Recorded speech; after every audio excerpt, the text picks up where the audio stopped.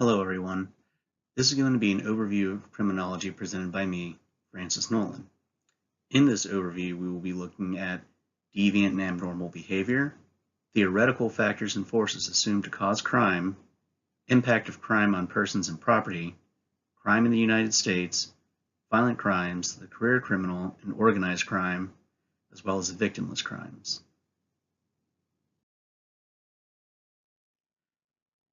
To understand the basic concepts of deviant and abnormal behavior, first, we must understand what is deviant. Deviance is any behavior or act that strays from social norms. So, like you wouldn't go picking your nose in public. That would be deemed deviant behavior. However, picking your nose in public is not necessarily criminal. Just because something is deviant does not make it criminal. Society decides the difference between what is going to be deviant and what is criminal. There's two different ways that we do this. There's the consensus perspective and the pluralist perspective. The consensus perspective essentially tries to gain a consensus on what should be deemed criminal, which is hard to achieve in a multicultural society like in America. The pluralistic perspective, however, takes a more legalistic approach, involves political debate, and engages the legal system more so. There's also something called primary and secondary deviance. Primary deviance is the initial act a person commits to solve a problem or meet an expectation. Secondary deviance is from being officially labeled into a deviant group. So, for instance, when a felon gets out of prison, they are labeled a felon. And they may commit acts because they are now labeled a felon.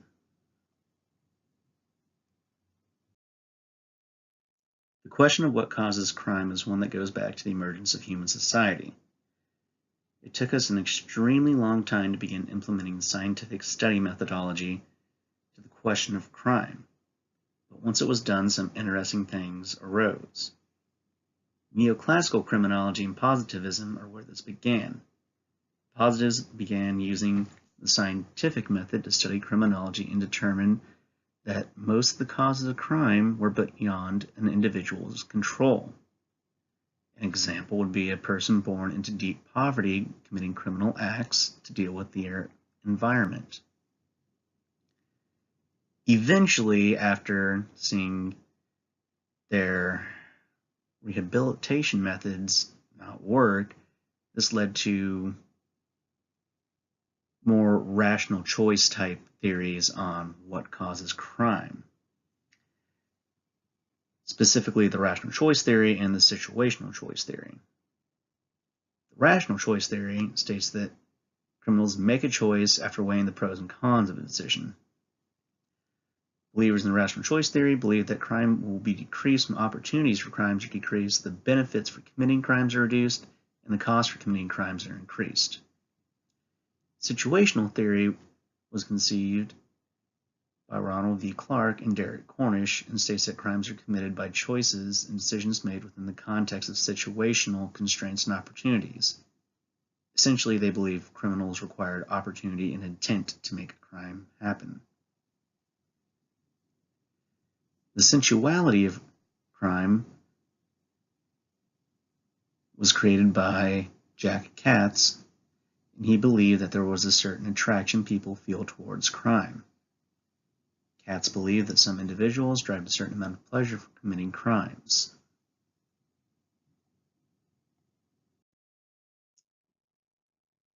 Crimes against persons are, as you may imagine, crimes committed directly against a person or persons. They include crimes such as murder, homicide, rape, robbery, child abuse, assault, hate crimes, workplace violence, stalking, and cyberstalking.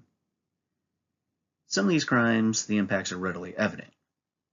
Murder and homicide result in loss of life, robbery results in loss of property, and assaults can cause visible injuries. Many of these crimes leave scars that aren't visible at first glance.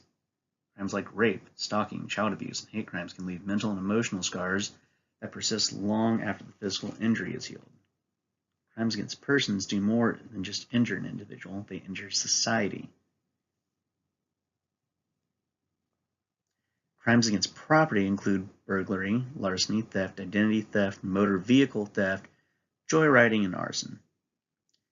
Essentially, these crimes deprive someone of their own property.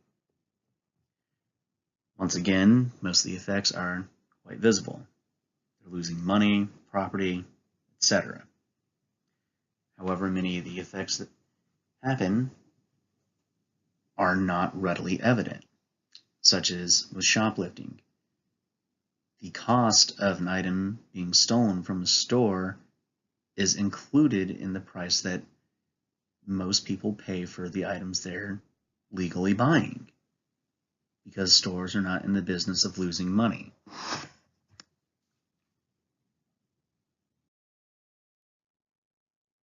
Crime is tracked through three main sources in the United States: the National Crime Victimization Survey, NCVS, Uniform Crime Reports, UCR, and the National Criminal Incident-Based Reporting System. The NCVS is ran by the Bureau of Justice Statistics and reaches nearly 135,000 households each year. Collects data on personal property crime, both reported and not reported to the police, which is the biggest difference between it and the Uniform Crime Reports and National Criminal Incident-Based Reporting System, NIBRS. Essentially, National Crime Victimization Survey tries to see how many victims there are in the nation through this survey. The biggest fault of it, though, is that it is a survey and you can lie to it. So the accuracy of the survey has been repeatedly challenged.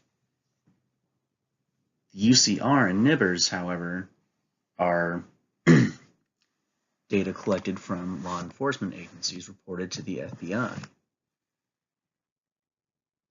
There is such a wide collection of data from these two sources that it is an extremely useful tool for law enforcement. However, the drawback for the UCR and NIBRS is it doesn't account for the many, many unreported crimes that happen in our country.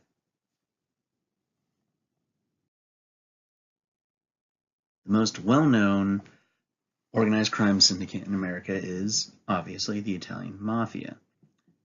From the Italian Mafia arose many career criminals because there was a lot of money in it. So much money that they were pretty much able to bribe whoever they needed to bribe, whether they be police officers, public officials, judges, didn't really matter. The federal government had to implement two main pieces of legislation in order to combat organized crime: the Hobbs Act and the RICO Act.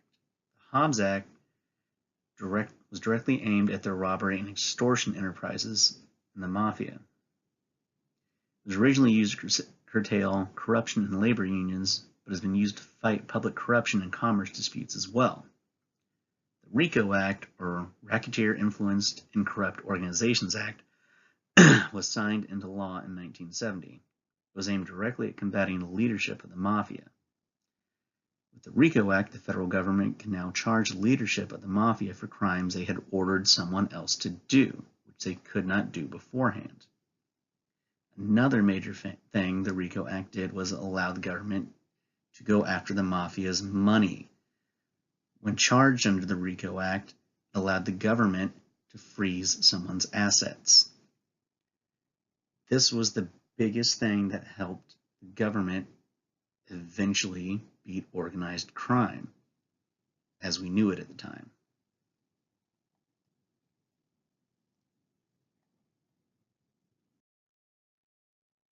Victimless crimes are essentially crimes that do not have a victim, things that you do to yourself, or don't really affect anybody other than you, such as drug use, suicide, gambling, prostitution, traffic citations.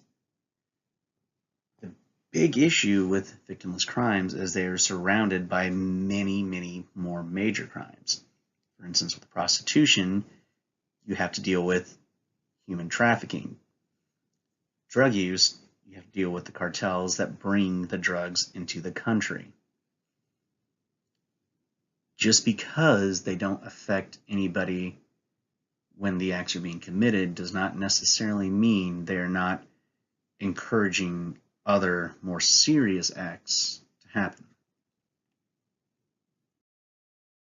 Thank you for viewing this presentation.